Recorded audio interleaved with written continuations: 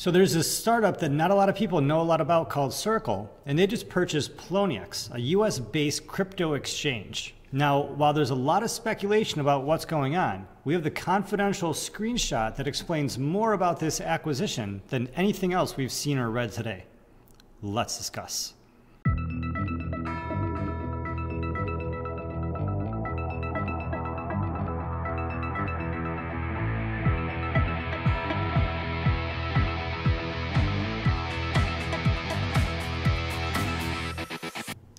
Hey everybody, I'm Gary Palmer Jr., you're you, and together we are Minting Coins, your trusted source for crypto news, interviews, and ICO reviews. Thank you for showing up. Hit that like button. It really supports us and it helps other people find this content. Also, if you have any questions or comments, leave those in the comments box below so your voice is heard as part of the community. In today's episode, we're going to be talking about this little-known startup called Circle that originally started as a PayPal for Bitcoin type company, has since moved into a payments and digital payments type company. And what they've done is purchase the US-based exchange Poloniex. Poloniex has had a lot of bad press. They have not had the best of support. People have raised a lot of questions about the activity that has happened at Poloniex.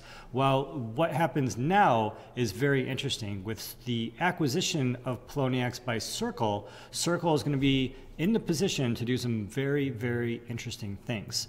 What's even more interesting are the owners and the investors behind Circle and the power and position this gives them in this new crypto blockchain world moving forward. Because the banks may be saying that crypto is just a fad. At the same time, some banks are starting to worry that maybe crypto isn't a fad. Yet in this acquisition from Circle, if Circle is backed by the banks, this gives the banks an excellent position to have a crypto-based, digital token-based exchange in a world where we may see tokenization, ICOs pop up more and more and more. It's very, very interesting. These are very exciting times. Just when the internet first came out, there were only one website a day that was coming online, one new website every day. Every new website people talked about. Now there's millions of websites that pop up, and there's just too many of them to talk about. There's lots of companies that are popping up, and with this tokenization technology, there's going to be a greater need in the future for the exchange of these tokens, for the regulation of these tokens. And while all of us are really looking at a decentralized world, a public blockchain open source world where the majority of the strength is going to be concentrated, the tokenization of companies is going to continue. And the tokenization of these companies may be centralized, they may not be centralized, but in order for some people to have these tokens in some jurisdictions, such as the United States, there is going to be regulation that pops up in and around this. And as we're going to see in a second from some inside information that we have on Twitter, Circle is going to be in a perfect position to work with the SEC, offering these products and services to people and businesses in the very near future. So with all of that being said, let's take a deep dive in and let's discuss. All right, so starting over here at the article, techcrunch.com, Circle acquires cryptocurrency exchange Poloniex. So Circle just announced this a few hours ago. They acquired the US-based cryptocurrency exchange Poloniex. They paid $400 million for the acquisition. Not too shabby. It's a pretty penny, $400 million, and there's not a lot of information about who owns and who runs Poloniex and a little bit of research that I was digging into today. But $400 million for the sale, especially with all the problems that they were facing, is definitely a great payday, especially if they don't have to deal with any regulation looking back on all the decision making that they had made in the past. If that just gets wiped away, then that $400 million is definitely going to help them sit pretty moving forward. It's going to create a lot of power for Circle moving forward. Poloniex has created a lot of systems. They have a lot of infrastructure. They have people, they have processes, and they have an awesome mousetrap that people know. They have a brand that a lot of people love, giving them a trajectory forward to compete with the other cryptocurrency exchanges in the world. So as TechCrunch points out, Circle is an interesting startup because it's very difficult to keep track of what it does and what they Do has been changing for a long time, really trying to find their place in the world. Circle has Circle Trade that fosters liquidity between a handful of fiat currencies and cryptocurrencies.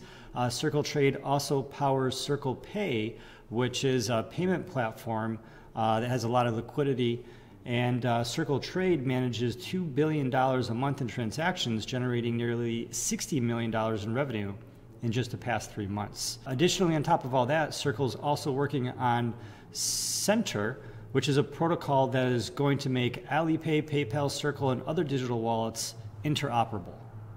So all of this is interesting, but not half as interesting as what we get into when we go over to Twitter and we take a peek at this slide from the confidential Circle presentation that does more to explain Circle's acquisition of Poloniex than anything else we've seen today.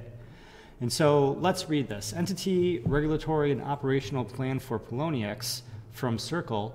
Standalone exchange business. Circle will continue to operate Poloniex as a standalone business line within a new Circle holding company subsidiary, but will leverage the common Circle capabilities across technology, operations, risk and compliance, regulatory, and global marketing. Our pro forma operating plan anticipates adding 80 to 100 personnel to the business line as well. So check this section out about the SEC approach. So Circle has briefed the SEC on the transaction and indicated that upon closing that we will begin the process of registering the new entity with the SEC and FINRA as a broker-dealer and in turn as a licensed ATS, electronic trading marketplace. The SEC was very favorable on this approach, interesting, and indicated that they would not pursue any enforcement action for prior activity. Very interesting. They said that we are the first and only company in this space to approach them, and we're very progressive on working with us closely. So the SEC is not going to put a detail, a microscope, a fine eye on the past activity of Poloniex now that it's being bought up by a bigger company and now that they're going to be cleaning up the activity in-house.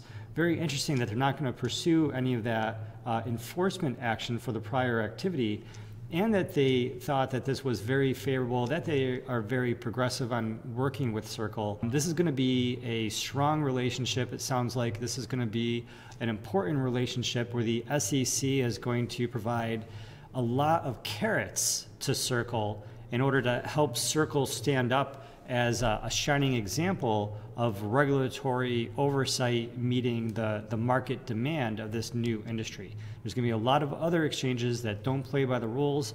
There are going to be a lot of other decentralized exchanges that just make up their own rules. And Circle is going to be something that's going to be fitting in perfectly within the laws and regulations of the United States, of the SEC, of FINRA, and other regulatory agencies as well. Last bullet point here says the U.S.'s first regulated crypto exchange. By becoming the first regulated crypto exchange, it will enable Circle to list and provide a platform for all forms of emerging crypto tokens, including tokens that would be deemed securities. We believe the market for security-like tokens will continue to expand, creating demand for this market infrastructure. And so Circle thinks that blockchain is going to be big. Circle thinks that blockchain is going somewhere. And Circle thinks that they are positioning themselves in exactly where the market is going to want them in the coming months, in the coming years, as more and more people are seeking to exchange cryptocurrencies, to purchase cryptocurrencies, and to be involved in the trends and the tokenizations of everything around us moving forward. So let's check out Poloniex real quick over at coinmarketcap.com. So Poloniex has trading about this 151 million being traded on Poloniex. We could see here in the past 24 hours, the percent of that involved in Bitcoin is about 25%. And so that makes Poloniex significant. They are churning a lot of Bitcoin, almost 15,000 Bitcoin through their system, not too shabby.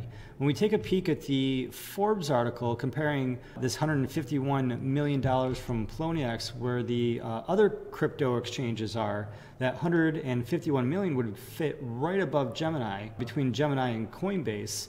And the amount that's being traded overall, as well as the percentage of Bitcoin that's being traded, puts Poloniex in striking distance of all of these, including Binance, Upbit, Kraken, Bittrex, Coinbase GDAX, as well as Gemini. And so Kraken, Bittrex, Coinbase GDAX, and Gemini are US-based exchanges like Poloniex is, and we have a strong feeling moving forward that a lot of the world-based regulation around blockchain and cryptocurrency and this technology is really going to come strongly from a US-EU combined regulatory perspective. A lot of different other countries around the world are going to follow suit based on what the US and the EU say together. And then it'll be interesting to see how countries like Russia and China decide to play with those rules or to go against the grain, if you will. So checking out Circle on Wikipedia real quick, we see it written here that Circle is a peer-to-peer payments technology company. In September 2015, Circle received the first BIT license issued from the New York State Department of Financial Services. April 2016, the British government approved the first virtual currency license to Circle as well. So the Circle company is reaching the firsts with the New York State, one of the most oppressive Bitcoin governments in the world, and also receiving the first license from the British government as well. It's interesting to note that with the funding being received, that Circle has received over 135 million in venture capital from 4 rounds of investment from 2013 to 2016. And this 135 million in venture capital includes 50 million led by Goldman Sachs. And so this 50 million by Goldman Sachs really shows the commitment that Goldman Sachs had for Bitcoin and cryptocurrency. And what's very interesting is that as far back as 2015, this was recognized in the New York Times. And so for anyone that says the bankers are against it or the banker says it's a fraud, you know, Goldman Sachs has been more reluctant than Jamie Dimon to call Bitcoin a fraud, yet they haven't been giving as much credit where the credit has been due. What they have been doing is silently investing into the market, silently purchasing into companies, silently hedging their bets with positions that are going to give them great strength to market and create an opportunity as things begin to shift.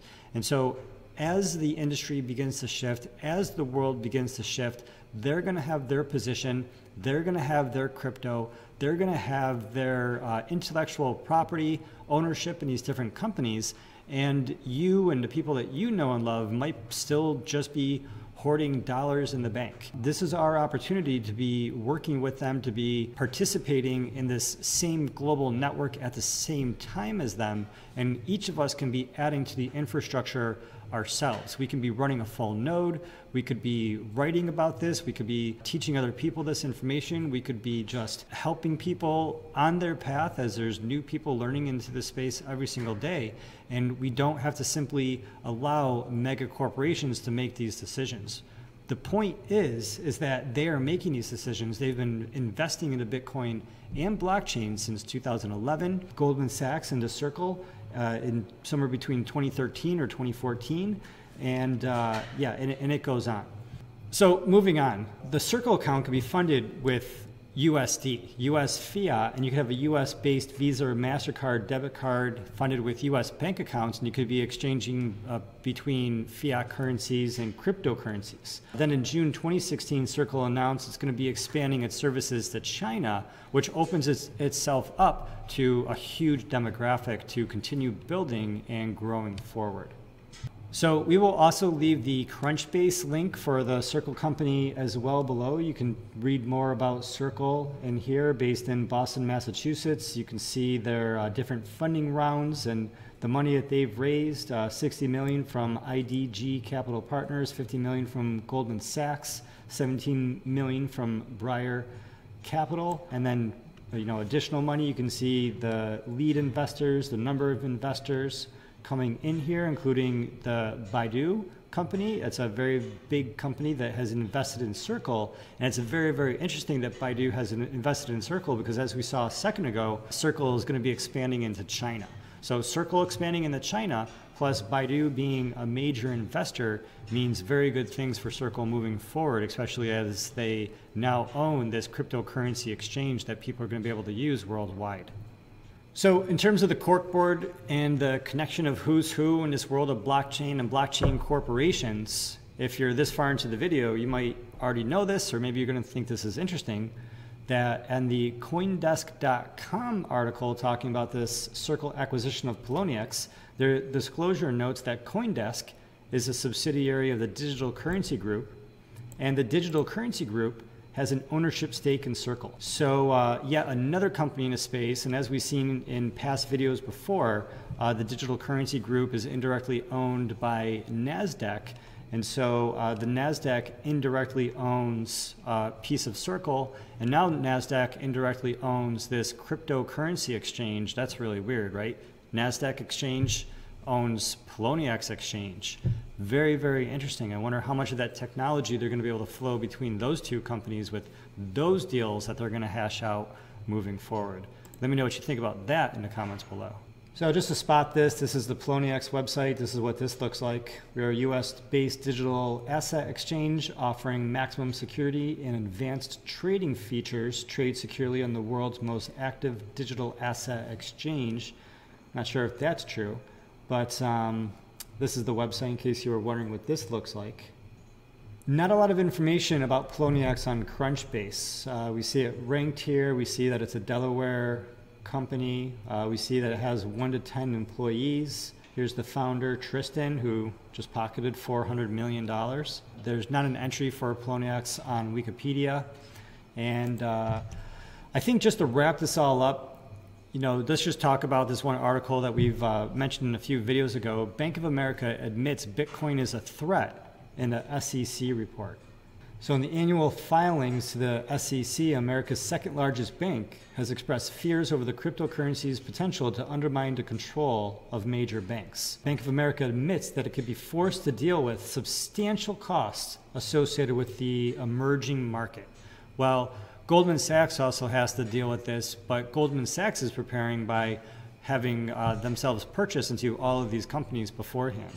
Bank of America, we know, is one of the largest patent owners of blockchain technology, as we learned in a couple of videos ago, and they are already recognizing the threat. They're already making moves. They're letting the SEC, FINRA, the CFTC know that things don't look great on the horizon, and they're probably going to require some extraordinary measures to keep themselves standing up moving forward as a lot of disruption is about to hit the financial world. And so in the annual filings, they go on to say that the widespread adoption of new technologies, including internet services, cryptocurrencies, and payment systems, could require substantial expenditures to modify or adapt our existing products and services. And this is what they're worried about. This is what they're saying to the SEC. So the writing's on the wall, the writing's on the paper, and acquisitions are being submitted in this new industry moving forward. There's a lot happening. A lot of people might not be recognizing how significant of a move this is. This is banking power stepping in to put a stake in the ground to create a position, to create a technology, this exchange, this platform where cryptocurrencies, securities, and open distributed digital assets of all kinds can be exchanged in a regulated environment. They're doing this because they think that this industry is going to grow. They're doing this because they think that Bitcoin is going to get much bigger, and they're doing this because they realize blockchain and blockchain technology overall is going to start to consume all of our world. And it's going to consume our world like the internet consumed our world. Slowly but surely, computers started entering the homes. Slowly but surely, people started going to websites and getting themselves email addresses. They started communicating with each other on message boards and forums. Eventually, there were chat systems, then social media networks. It was only a matter of time before these networks grew with more and more people. Metcalfes Law showed us that the value of a technology, the value of the protocol, It doesn't matter if it's a cell phone or if it's internet adoption or if it's Facebook or Google usage, that the value of these networks is the square of the users. The amount of people in the world that own any cryptocurrency is likely 1/10 of 1% of the entire planet. If that's even a million people or a few million people squared is a lot of value. But once we reach a few 100 million people or a billion people squared is even more people. And even then, when we reach that level of value, whatever that puts the Bitcoin price, and people are saying, oh, I missed out, oh, it's too late for me, there's still the recognition that there's 7 more billion people in the world. There's still the recognition that the majority of people on this planet are not able to have a bank account. The majority of these people on this planet are restricted from that privilege. And decentralized blockchain technology promises to reach all of those people, everyone in the world, allowing them to participate with these digital assets.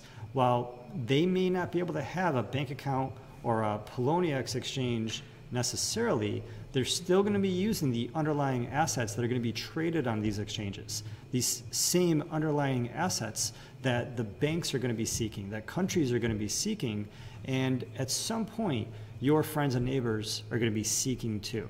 So I'd love to know, what do you think about this acquisition from the Goldman Sachs-based Circle startup into Poloniex? What do you think that the Digital Currency Group and NASDAQ also indirectly own a piece of Poloniex and Circle as well? And what do you think this means about the rest of the news that we're going to hear moving forward, potentially dramatically increasing the price of Bitcoin? Wow. Well, that was really interesting. This is really exciting. Let me know what you think about all this again in the comments below. Hit that like button. And until next time, I'm glad that together we are minting coins.